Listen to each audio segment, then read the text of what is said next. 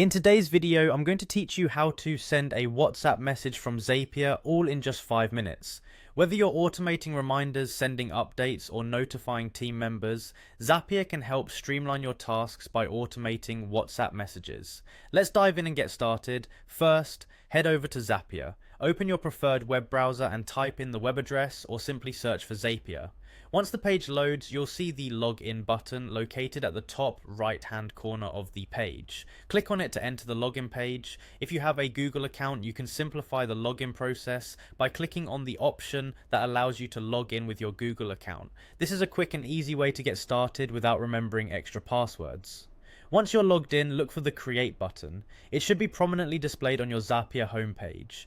Clicking this will start the process of setting up a new Zap, which is what Zapier calls its automated workflows.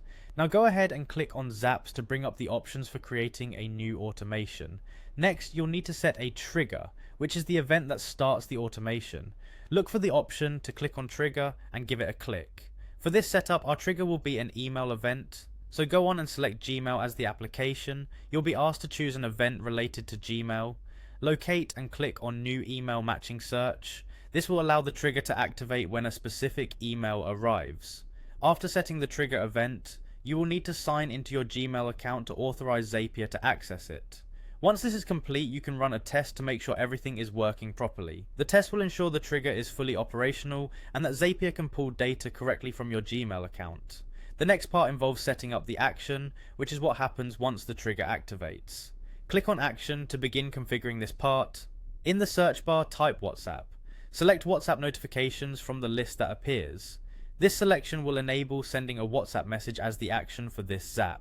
Continuing, you'll need to choose an event related to WhatsApp. Go ahead and click on Send Message. An account sign-in prompt may appear at this point depending on your settings. Make sure you're signed into the appropriate account to authorize the WhatsApp connection. Once signed in, it's time to test the action to ensure it functions as expected. Click on Test and Zapier will run the process to verify everything is set correctly. If all goes well, you're just one step away from completion. Finally, click on Publish to activate your newly created Zap. This action will make your automation live, meaning WhatsApp messages will be sent whenever your specified trigger event occurs. Congratulations, you've successfully automated sending WhatsApp messages from Zapier. Keep exploring Zapier's multitude of functions to further enhance your productivity.